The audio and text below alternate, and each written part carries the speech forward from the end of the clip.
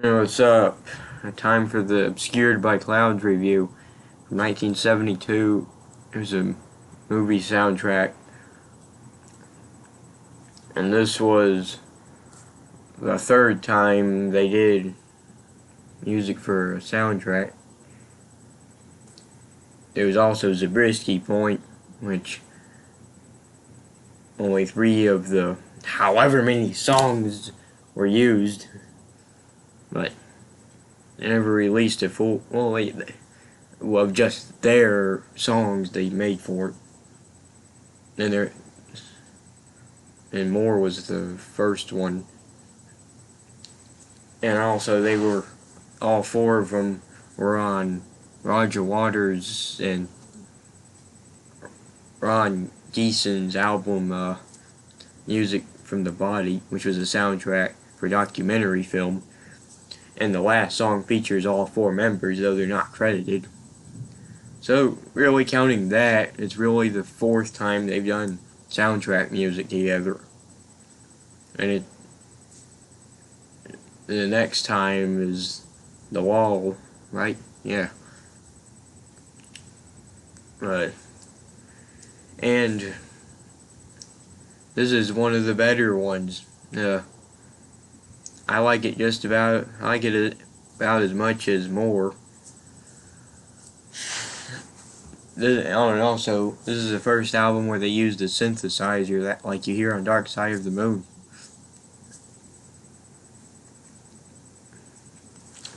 And they started doing Dark Side of the Moon like January of '72. Then they were asked to do this album, which took about 3 weeks to make. It was rushed, but it sounds really good for a rushed album. I think it's an underrated one too. Almost all their albums from up until Dark Side of the Moon were underrated, I think. So it opens up with 2 instrumentals, Obscured by Clouds and When You're In. Really cool instrumentals. Burning Bridges is a really good song. I love it when Gilmore and Wright sing together and they switch between lines, singing lead. I think it's a really good song. It's one of my favorite ones on there. The gold that's in the ... Good one. That's a good one.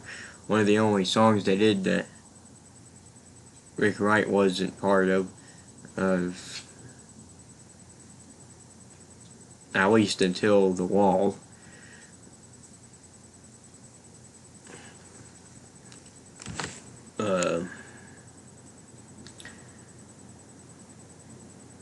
And then next is What's the Deal, which is a really nice song, nice acoustic, one of my favorite songs on there. And then another instrumental, Mudman, which is Burning Bridges instrumental, but there's a couple different parts to it that they added. And then there's Childhood's End, probably the most famous song on here. Really good, really nice song. One of the only songs by them that solely credits David Gilmour until The Division Bell. Even The Division Bell didn't have much songs solely credited to him. It was the last one since I think Fat Old Son. And I think the first one credited to him solely was a Spanish piece for More, but I think it was. But then after Childhood's End, we get Free 4. I always liked it ever since I heard it. Nice Roger Waters song. I like the synthesizer in it. There's a lot of overdubbing in this album. Like, you hear an acoustic and like 2 electric guitars. So there's a lot of overdubbing on this album. And then there's a song I also really like, since the beginning. Stay. Rick Wright sings it. He wrote the music, and Waters wrote the lyrics, and it's a really nice song. I like the, what's the word? I don't know what you call it, but the midnight blue.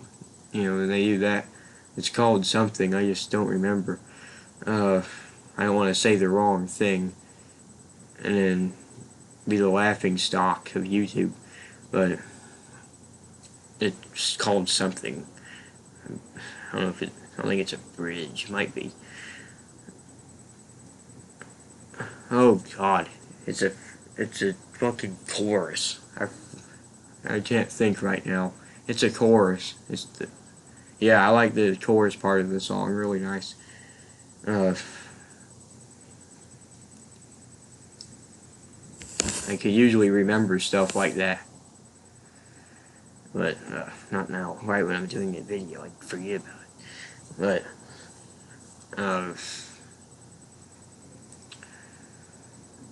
Stay is a really nice song. Great piano work. Rick Wright's my favorite pianist, by the way. I don't think anyone really did it better than him. Well, that's my opinion. And no one can play a synthesizer better than Pink Floyd. Yeah, they all used the synthesizer except for Nick Mason. I don't know, he might have, but I don't think he did. But the rest of them did, and they're the best. They're the best at it. A lot of times people make it sound cheesy and ruin the damn song, but they never do. But the last song is another instrumental, well, kind of an instrumental. The first 3 minutes or so, it's called Absolutely Curtains. Oh God, I'll try to hurry this up real quick. Really nice work by Rick Wright. And really nice to listen to.